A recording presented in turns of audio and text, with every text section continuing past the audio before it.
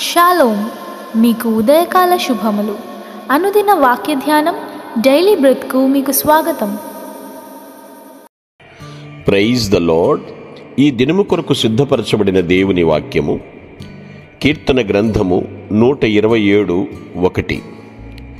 యెహోవా ఇల్లు కట్టించని ఎడల దాని కట్టువారి ప్రయాసము వ్యర్థమే.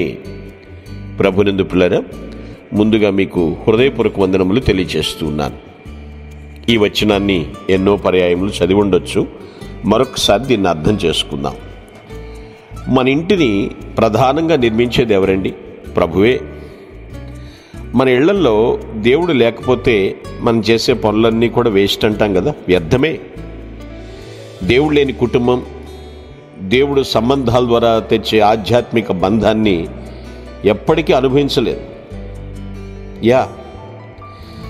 ఎందుకంటే గృహాలన్నీ వ్యక్తులతో రూపొందించబడతాయి. ఇంకా చెప్పాలంటే ఇంటి బలం ఇంట్లో నివసించే వ్యక్తుల బలంపై ఆధారపడి ఉంటుందంటారు కదా. సో దేవుడు స్వయంగా ఇచ్చినటువంటి సూత్రాలపై మన జీవితాలను నిర్మించుకోవటం అనేది చాలా ప్రాముఖ్యమైన సంగతి అండి. మన జీవితాల నిర్మాణాన్ని ఇంటి నిర్మాణంతో పోల్చవచ్చు. అవును, ఇంటిని నిర్మించేవారు విశ్వసనీయంగా ఉన్నప్పుడు మన ఇల్లు బాగా నిర్మించబడుతుంది. అంతేకాదు, మనకి సాటిస్ఫాక్షన్ ఉంటుంది, సంతృప్తి కలుగుతుంది. మన జీవితాలకు ఉత్తమమైనటువంటి నిర్మాణకుడుగా దేవుడే ఉన్నందున మనం ఆశీర్వదించబడిన వ్యక్తులు అని చెప్పాల్సింది. ఆయన నమూనా చిత్రాలు ప్రతి వ్యక్తి జీవితానికి ఫేవరబుల్ ప్లాన్స్ అన్నమాట, అనుకూలమైనటువంటి ప్రణాళికలు అవుతాయి.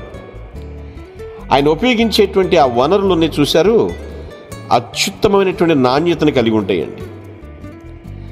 ఆయన తాను నిర్మించేటువంటి భవనంలో ఎప్పుడు కూడా తప్పు చేయడండి. మనిషి చేస్తున్నాడు, దేవుడు ఎప్పుడు తప్పు చేయడు. ఆయన నిర్మించే జీవితంకు పునాది ఎవరో తెలుసా? అవర్ లార్డ్ జీసస్ క్రైస్ట్, యేసుక్రీస్తు ప్రభువారు.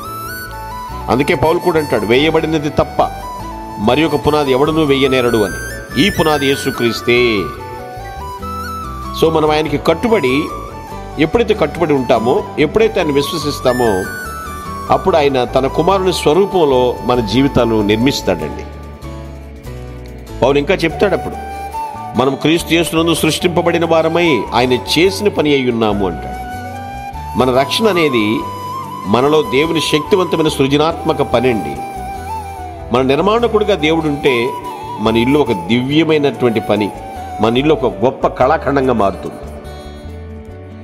మనం దేవునికి అత్యంత ప్రాధాన్యతనిచ్చినప్పుడు, మన జీవితాలను, మన కుటుంబాలను నిర్మించడానికి ఆయన ఎప్పుడైతే అనుమతిస్తామో, అలా అనుమతించినప్పుడు then we're perfect, we're completed. మనం పరిపూర్ణం అవుతూ ఉండేప్పుడు దేవుడు మనలో నిరంతరము పనిచేస్తూ ఉండాలి, మనల్ని నిర్మిస్తూ ఉండాలి, మన రూపకల్పన చేస్తూ ఉండాలి. ఇప్పటికి చేస్తున్నట్లయితే ఇంకా ఆయన అందంగా తీర్చిదిద్దుతాడు. తద్వారా మనం ఏం చేస్తామంటే యేసుక్రీస్తు వలె రూపాంతరం పొందగలుగుతాం. మనం దేవుడు మన నిర్మాణకుడిగా ఉండేందుకు మనం అనుమతి ఇవ్వాలి. అప్పుడే దేవుడు మనల్ని పరిపూర్ణులుగా మారుస్తాడు. ఆయనకు అవకాశం ఇచ్చినప్పుడే మన సరైన పరిపూర్ణతతో తీసుకొస్తాడు ఆయన. నీ ఇంటిని ఎవరు నిర్మిస్తున్నారు? నువ్వు దేవుని విషయంలో విశ్వసనీయంగా ఉన్నావా? నిన్ను ఇలా అడుగుతున్నానని బాధపడొద్దు. ప్రభునందు ప్రేమతో మాట్లాడుతున్నాను. మనము మన జీవితాలని ఆయనకు అప్పగించాలి. ఆయన ఖచ్చితంగా గొప్ప కళాఖండంగా మన జీవితాలు మారుస్తాడు. అది గృహమే కాదు, మరి ఏదైనప్పటికీ కూడాను ఆయనకు అసాధ్యమైంది లేదు. ఆయనకు మనం అప్పగించుకుందాం. ఆయనే మన పునాది. గొప్ప గృహంలో మనము నివసించుదుముగాక. ఆమేన్.